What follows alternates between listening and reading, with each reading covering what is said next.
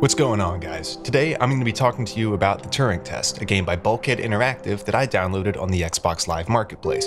It's a first-person puzzle game that's going to have you on the moon Europa by Jupiter, solving puzzles as you're assisted by your AI companion. So the first thing I noticed when I booted up this game was how good the menu music was. It has this very nice mixture of chill piano riffs and kind of forlorn figures that are then complemented with really nice synth work, very full synth pads. Also, the soundtrack isn't afraid to kind of sit back at points and provide maybe just a low bass or a low synth oscillator to kind of give it an eerie and horror vibe as you solve these abstract puzzles. The game had a very solid opening. Your character awakes on a spaceship above the moon Europa, and you're then guided through the space station by your AI companion, a robot called Tom. And the first thing I was hit with was how good the game looks. This game did a really good job of designing the spaceship to appear futuristic, but also realistic, nothing too crazy. In this opening scene, you can see the fantastic job they did with lighting as well. Reflective metal surfaces such as pipes on the walls or boxes that you carry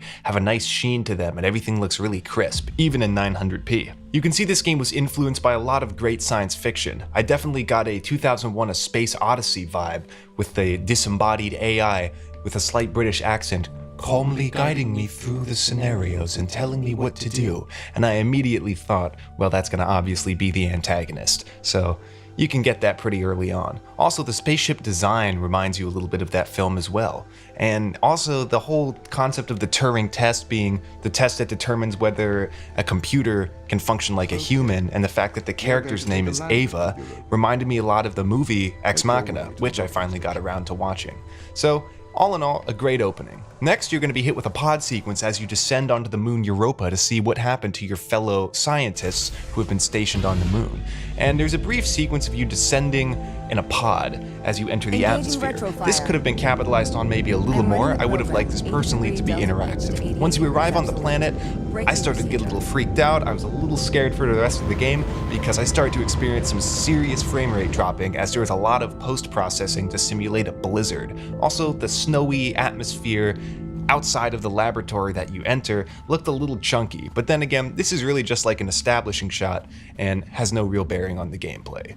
So, with the exposition out of the way, let's get into the meat of the gameplay.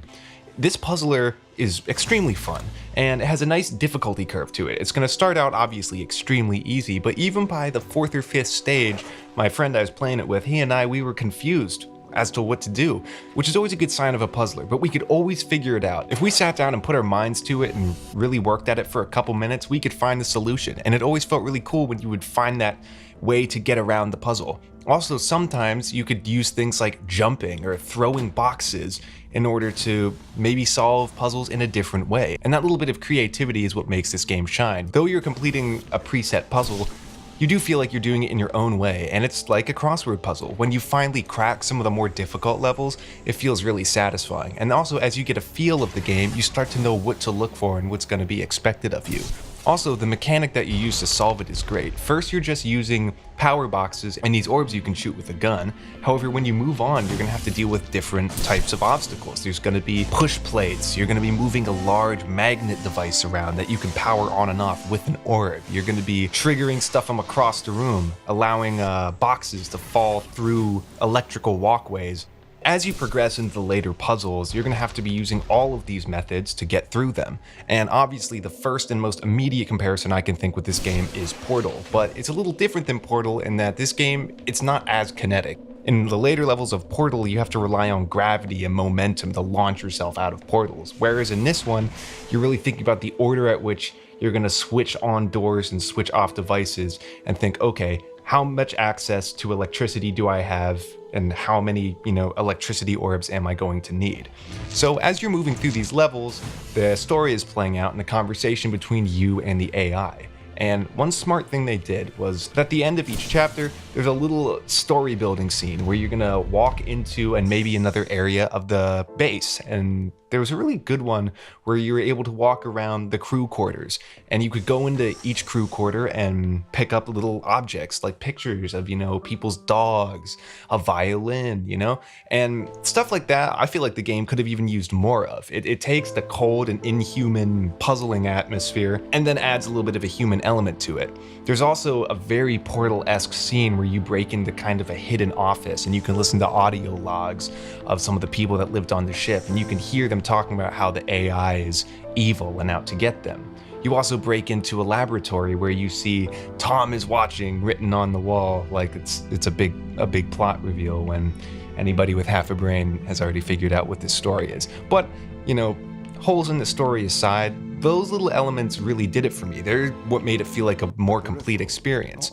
Once you're about 60 or 70% through the story, you enter a new gameplay dynamic that allows you to take control of Tom and help guide Ava through the test chambers.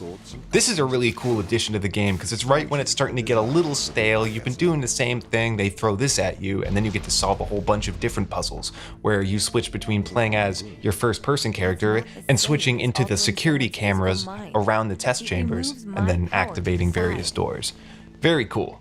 This adds a great dynamic to the game and helps keep it interesting when you start to move into the late game. The last 2 chapters of the game present some of the most difficult and intriguing levels.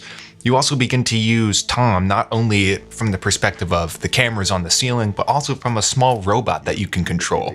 And these are where the puzzles really start to shine. Taking everything you know and combining it with this robot partner, essentially, gives you some really interesting level dynamics where you have to make sure you're passing yourself, between the 2 playable characters, sometimes using the cameras on the wall to get yourself to jump from the player to a camera over to the robot. This is where I felt the game really start to hit its stride, where puzzles sometimes would only take you maybe 3 minutes, 5 minutes to solve. Some of these, especially in the final chapter, I'd say the last 5 or 7, some of these took me a solid 25 minutes of trying out different combinations and experimenting with how to solve the puzzle. This could be viewed as either a positive or a negative. Personally, I would have liked these difficult levels to be more spread out, and maybe you encountered them in the game earlier, but if you're looking for a more casual puzzle game or just something fun to pass the time with, you could, view it as a positive.